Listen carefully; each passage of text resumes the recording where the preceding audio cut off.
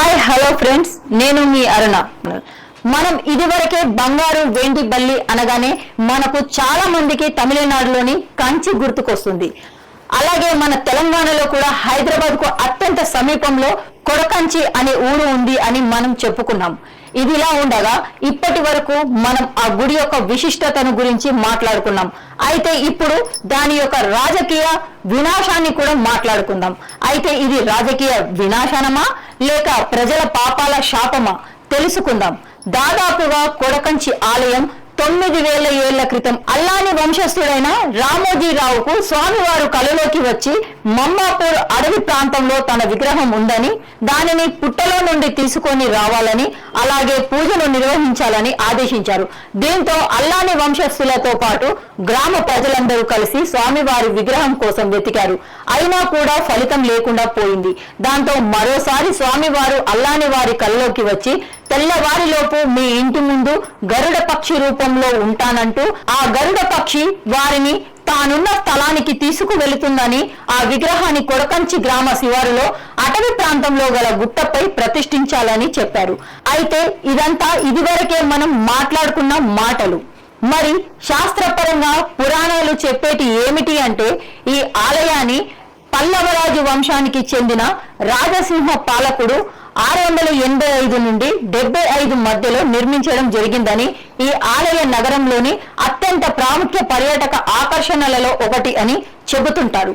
ఈ ఆలయం మూలాలు స్థానిక భక్తుడైన అల్లాని రామోజీరావు కలలో విష్ణువు తన విగ్రహం ఉన్న ప్రదేశాన్ని మమ్మాపూర్ అడవిలో వెల్లడిస్తాడని ఊహించిన దర్శనానికి అనుభవం నుండి వచ్చాయి.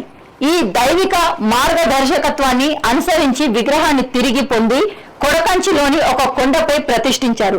తమిళనాడు కంచి అంటే ఎలా గుర్తుకు వస్తుందో అలాగే తెలంగాణ కంచి అంటే కొడకంచి. అక్కడిలాగే ఇక్కడ వెండి బంగారు బల్లుల దర్శనం మరియు శ్రీదేవి భూదేవి సమేత ఆదినారాయణుడి నిజరూపం.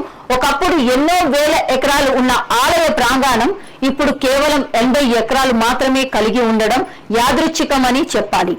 ఆ 80 ఎకరాలు కూడా పక్కనే ఉంటున్న కొలనుకు ఆనుకొని ఉన్నటువంటి చెరువు. మరి ఆ శ్రీదేవి భూదేవి సమేత శ్రీ ఆదినారాయణ స్వామి స్థలం ఎక్కడ?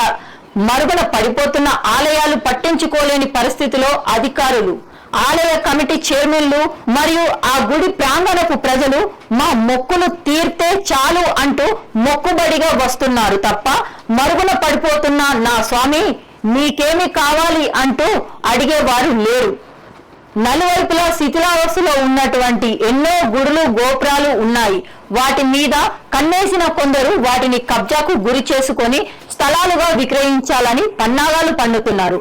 ఆలయం యొక్క కమిటీ చైర్మన్ 4వ తరానికి సంబంధించిన అల్లాని వంశస్థులైన రామోజీరావు అసలు ఆలయానికి ప్రతిష్టాలను పెంపొందించడానికి ప్రయత్నం చేస్తున్నారా లేక అడ్డుపడుతున్నారా?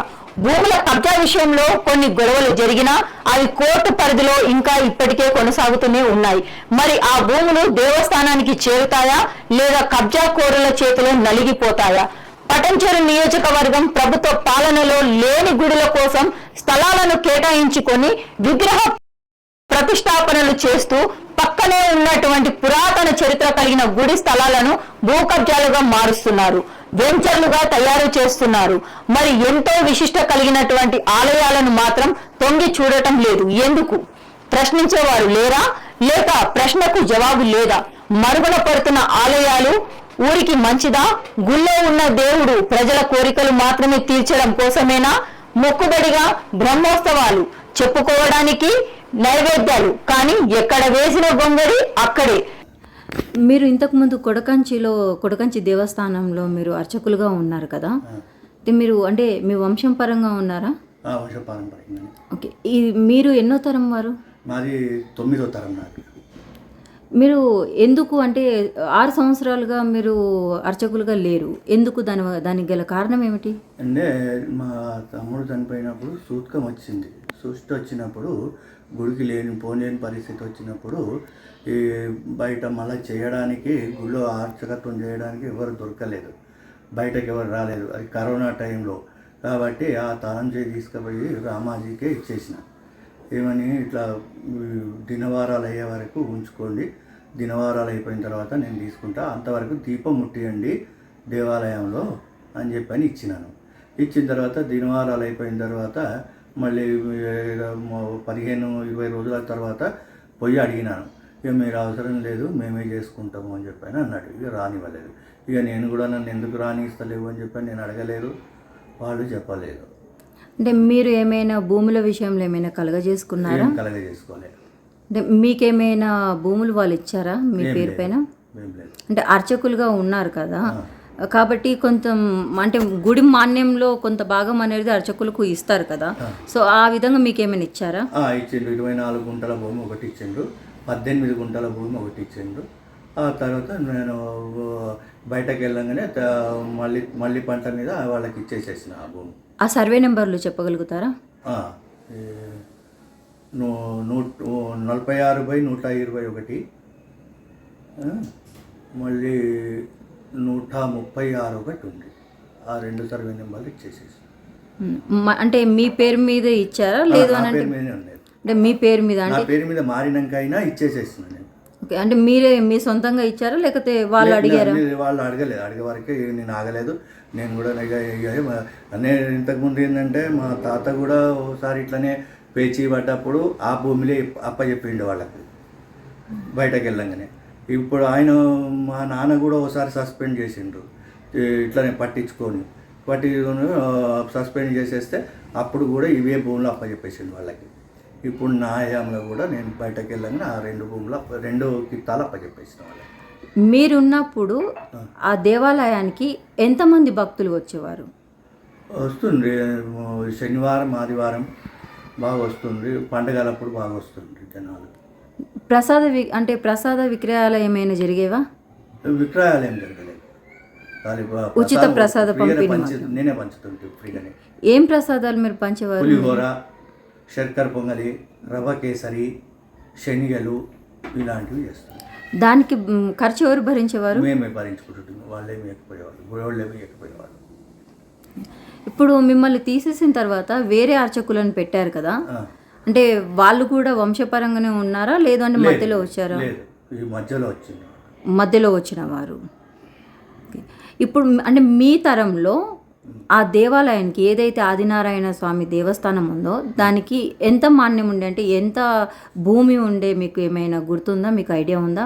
లేదు, ఇదే భూమి ఉండే అంతే. 2 కిత్తాలే ఉండే దేవాలయం, కానీ మిగతా అంతా మాది పట్టా భూమి. అది అంటే దేవాలయం చుట్టూ ఉన్న ప్రాంగణంకి సంబంధించిన భూమి ఏది కూడా లేదు. అంటే ఎన్ని గజాలు ఎన్ని ఎకరాలు ఉండే? ఇది 24 గుంటల భూమి ఒకటి, ఒక కిత్త, మళ్ళీ 18 గుంటల భూమి ఒకటి. గుడికి సంబంధించిన భూమి? గుడికి సంబంధించింది ఇది. అంటే చెప్తారు కదా 255 ఎకరాలు. అవన్నీ ఆసాములు మన ఒక్కరికే లేవు, అవన్నీ మిగతా ఊర్లో అందరికీ ఉన్నాయి. 70 మంది ఆసాములు, దానికి 70 మంది ఆసాములకు 255 ఎకరాలు పంచేసిర్రు. అప్పుడు ఎవరు పంచారు? రామాజీరావే, కీర్తిశేషుడు రామాజీరావే. ఎవరికి చేతనైనంత వాళ్ళు చేసుకోమని చెప్పానంటే అందరూ 2 ఎకరాలు 3 ఎకరాలు అట్లా చేసుకొని కాస్తు చేసుకున్నారు వాళ్ళు. అంటే ఆ 255 ఎకరాలు మొత్తానికి రామోజీరావు గారిది అంటారా మీరు? వాళ్ళే, ఆయన ఇచ్చినాయి. అంటే అవన్నీ అంటే ఫ్రీగా ఇచ్చారా లేదు అని అంటే? ఆ దినంలో ఎన్ని పని చేసిండ్రో వీళ్ళు, ఏం మొహబ్బత్ ఉండేనో అట్లా ఇచ్చేసింది, అంతే రాసిచ్చారు. అంటే మిమ్మల్ని అకాలంగా తీసేశారు కదా, మీరు ఏమైనా క్వశ్చన్ చేస్తారా అంటే ప్రశ్నించారా? మరి ఎందుకు? ఎండోమెంట్లో దరఖాస్తు చేసుకున్నాను, అప్లికేషన్ పెట్టుకున్నా, ఇట్లా అకాలంగా తీసేసిండ్రు, నాదికైతే తప్పు లేదు, ఇట్లా చేసిండ్రు, పడక తీసేసిండ్రు అని చెప్పని ఎండోమెంట్లో కేసు రాయించి వేసేసినాను. వేసేస్తే వాళ్ళని పిలిపించి విచారణ చేసారు. వాళ్ళు ఏమంటారంటే ఎండోమెంట్ వాళ్ళు మాకేం సంబంధం లేదు, అది వాళ్ళ సొంత దేవాలయం అని ఆయన వాదిస్తున్నాడు రామాజీరావు, కాబట్టి మాకేం సంబంధం లేదు అని చెప్పని వాళ్ళు పట్టించుకోవడం బంద్ చేసేది. హాయ్ సార్, నమస్తే సార్. సార్ మీ పేరేంటి సార్? నమస్కారం మేడం, నా పేరు నరేష్ గౌడ్, మాది ఇదే ఊరు కొడకంచి గ్రామం. మీరు అంటే కొడకంచి మీ ఓన్ ప్రాపర్టీ సార్? ఇక్కడే పుట్టి పెరిగారా మీరు? పెరిగింది ఇదే, మా తాతల నుంచి కూడా ఇదే గ్రామం మాది. సార్ ఇప్పుడు మీకు తెలిసే ఉంటుంది ఈ కొడకంచి ఈ శ్రీదేవి భూదేవి ఆలయం గురించి. సో ఈ ఆలయం అనేది ఎందుకు డెవలప్మెంట్ అనేది కాలేకపోతుంది? అంటే టెంపుల్ చరిత్ర చూసుకుంటే 1000 ఏళ్ళ చరిత్ర కలదు మేడం. ఈ టెంపుల్ అప్పుడు డెవలప్ చేసిన ఆయన రామాజీరావు అనేట ఆయన చేసిన తప్పిదం ఏంటిది అంటే, అప్పుడు విరాళాలు సేకరించే మందిరాలు కట్టేవాళ్ళు కదా మేడం. విరాళాలు సేకరించిన సమయంలో ఆయన టెంపుల్ ఆదినారాయణ స్వామి అనే పేరు మీద కాకుండా తన సొంత పేరు మీద పెట్టుకోవడం వల్ల ఇప్పుడు ఈ టెంపుల్ సంబంధించినవి మా ఊర్లోనే కాదు, ఇటు కొర్లకుంట, అటు తెల్లాపూరు, ఇంకా నాకు తెలిసి ఇంకా సమాచారం మా నాన్న వాళ్ళకైతే ఇంకా చాలా బాగా తెలుసు. నాకు తెలిసిన కొంత మేరకు సమాచారం మేరకు నేను చెప్పేది ఏంటంటే, వాళ్ళ పురాతనంలో ఉన్న అప్పటి రామాజీరావు టెంపుల్ పేరు మీద పెట్టకుండా వాళ్ళ వారసుల పేర్ల మీద పెట్టడం వల్ల ఈ టెంపుల్ సంబంధించిన ఆస్తులను ఇప్పుడు ఉన్నటువంటి వాళ్ళు వారసులు ఎవరైతే ఉన్నారో వాళ్ళు దుర్వినియోగం చేసుకొని వాళ్ళ సొంత స్వభావాల కోసం వాడుకుంటున్నారు. టెంపుల్కి అప్పుడు పురాతనం నుంచి వస్తున్న ఆస్తులే కాకుండా ప్రస్తుతం ఉన్నటువంటి టెంపుల్కి ఉన్నటువంటి ఎలాంటి ఆదాయమైన ప్రస్తుతం చైర్మన్గా చలామణి అవుతున్నటువంటి రామాజీ గారు చాలా టెంపుల్కి సంబంధించిన ఎలాంటిది ఉన్నా కూడా తన సొంత ప్రయోజనాల కోసం వాడుకొని టెంపుల్ని ఇలాంటి పరిస్థితిలో తెచ్చాడు మేడం. ఈ టెంపుల్లో ఇంతకుముందు ఒకసారి మా నాన్నగారు అప్పుడు సర్పంచ్గా ఉన్న టైంలో, మీ నాన్నగారి పేరేంటి? పెంటాగోడ్ అండి, అప్పుడు దొంగలు పడ్డారు. విగ్రహాలు, మంచి విగ్రహాలు, అప్పుడు పురాతనాలు చేసినటువంటి విగ్రహాలు దొంగలించబడ్డాయి. అవి దొంగలించిన వాళ్ళు ఎవరు అంటే వాళ్ళు, వేరే వాళ్ళు ఎవరు లేరు, వాళ్ళే దొంగలించారు. అప్పుడు డాగ్ స్క్వాడ్ కూడా వచ్చి ఈ పొలాల నుంచి వెళ్ళి వాళ్ళ ఇంట్లో నుంచే వాళ్ళని దొంగలుగా పట్టుకున్నారు. అదైతే ఎవరు చెప్తే చేయాల్సిన పరిస్థితి కాదు కదా, డాగ్ స్క్వాడ్కి అయితే ఎవరు చెప్పరు కదా, అది చట్టబద్ధంగా చేయాల్సిన పనే కదా. అలాంటి సందర్భంలో వాళ్ళు దొంగిలించిన తర్వాత ఇక్కడ ఒక మహానుభావుడు షాంపిస్టిన్స్ ఓనరు ఇప్పుడు ఉన్నటువంటి విగ్రహాలను కానీ పురాతన ఉన్న మా మందిరాన్ని ఆయననే మళ్ళీ పునరుద్ధరించి డెవలప్ చేసి ఒక స్థాయికి తెచ్చే సమయంలో మళ్ళీ మాదే ట్రస్టు అని వీళ్ళు కోర్టులో కేసు వేసి ఆ కోర్టు ద్వారా మళ్ళీ వీళ్ళు మేమే చైర్మన్లమని చలామణి అయ్యి, అంటే ఇంకో విషయం ఇందులో ఏంటంటే వారసులు చాలామంది ఉన్నారు కాకపోతే వీళ్ళు ఊర్లో ఉంటారు కాబట్టి మేమే వారసులము అన్నట్టు ఒక కోర్టు నుంచి తెచ్చుకొని వాళ్ళే ఇప్పుడు ట్రస్ట్ ద్వారా అన్నట్టు నడిపిస్తారు. కానీ మా దురదృష్టం ఏంటంటే మా ఊర్లో ప్రజలు కూడా టెంపుల్ గురించి ఎవరు పట్టించుకునేటోళ్ళు లేరు మేడం, అందుకే వాళ్ళు చలామణి అవుతున్నారు. అంటే ఇక్కడ ట్రస్ట్ అనేది ఈ యొక్క గుడికి కాకుండా కొడకంచి అంటే కంచిలో ఉన్నటువంటి దేవస్థానంకు సంబంధించింది కూడా ఈ ట్రస్ట్కే వస్తుందట కదా, అది నిజమేనా? లేదు మేడం, అది అవాస్తవం. ఇది వాస్తవానికి ఏంటంటే అప్పుడు దొంగలు పడ్డ సమయంలో ఈ ట్రస్ట్ అనేది రద్దు చేసి ఎండోన్మెంట్ వాళ్ళు తీసుకోవడం జరిగింది. ఇది ఎండోన్మెంట్లో కూడా వచ్చింది. ఎండోన్మెంట్లో వచ్చినాక మరి ప్రభుత్వం ఏం చేస్తుందో అనేది మనకు కూడా క్లారిటీ లేదు. ప్రభుత్వం ఎండోన్మెంట్ అంటే ప్రభుత్వం కాబట్టి ప్రభుత్వం చేయాల్సిన విషయము, కానీ ప్రభుత్వం కూడా ఎలాంటి ఈ టెంపుల్ సంబంధించి ఎలాంటివి పట్టించుకోవట్లేదు. ఇప్పుడు ప్రజెంట్ ఇక్కడ చెరువు ఉన్నది మేడం, ఈ చెరువు ఇక్కడ కనిపిస్తుంది కదా, ఆ చెరువు కూడా ఎండోన్మెంట్ ద్వారా ఉంది అంటారు. కానీ ఇక్కడ ఉన్న రైతులు ఆ చెరువు అంటే కొంతమంది పేదవాళ్లకు సంబంధించిన చేపలు పట్టుకోవడం అలాంటివి చేస్తారు, కానీ టెంపుల్ది నాదే అని దాంట్లో వచ్చే పైసలు కూడా తనే తినేస్తాడు. ఇక్కడ షూటింగ్లు అవుతాయి మేడం, మీరు చూసుకోండి, యూట్యూబ్లలో చూసుకోండి. ఈ మధ్య మా ఊర్లో ఫేమస్ అయింది, చాలా షూటింగ్లు అయినాయి. షూటింగ్ల నుంచి పైసలు తీసుకుంటాడు, అన్ని విధాలుగా ఇలాంటి 1 రూపీ కూడా దేవునికి పెట్టాడు. ఇంకో విషయం, నేను ప్రతిరోజు ఈ గుడికి వచ్చి దర్శనం చేసుకుంటా. పంతులు ఉండడు మేడం, సమయంలో పంతులు ఉండరు, ఓపెన్ చేయరు గుడి. నిత్య నైవేద్యం, కనీసం నైవేద్యం పెట్టాలి, నైవేద్యం పెట్టే యోచనలో కూడా ఆయన లేడు.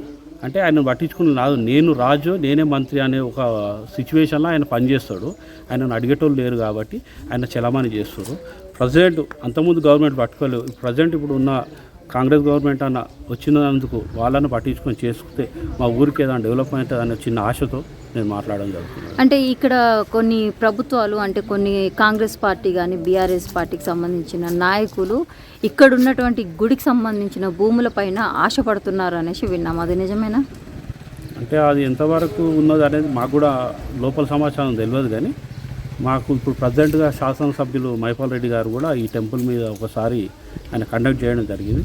గ్రామ ప్రజలందరినీ కూర్చోబెట్టి మాట్లాడడం జరిగింది. ఈ గుడి డెవలప్మెంట్ చేయాలనే ఆలోచనలో ఇప్పుడు ఆయన కూడా ఎమ్మెల్యే మేడం, కాన్స్టిట్యుయెన్సీ మొత్తం చూసుకోవాలి. ఈ ఊరిలో కూడా ఊరులు సహకరిస్తే ఆయన ఏమైనా చేయగలిగే పరిస్థితిలో ఉంటారు.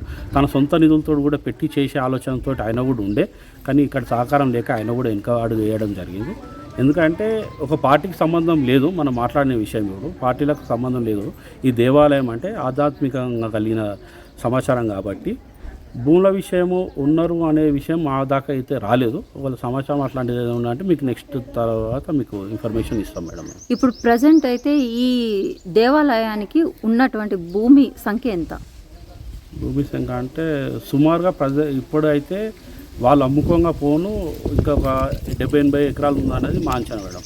అంతకుముందు పాత రికార్డు చూసుకుంటే మాత్రం 700 ఎకరాలు ఉందా అనేది మా ఆలోచన. కాకపోతే వాళ్ళు అమ్ముకున్నారు అనేది తెలుసు మేడం. దీనికి సంబంధించిన భూముల వివరాలు ఎక్కడెక్కడ ఉన్నాయి మీకు ఏమైనా ఐడియా ఉందా? అంటే నాకు తెలిసింది ఒకటి 35 సర్వే నెంబర్ కొర్లకుంటలో ఉండే మేడం. దాంట్లో ల్యాండ్ ఎంత ఉందనేది క్లారిటీ లేదు. ఇంకోటి తెల్లపూర్లో ఉందో అనేది విన్నాము. ఇటు మన రామేశ్వరం బండలో ఉందనేది విన్నాము.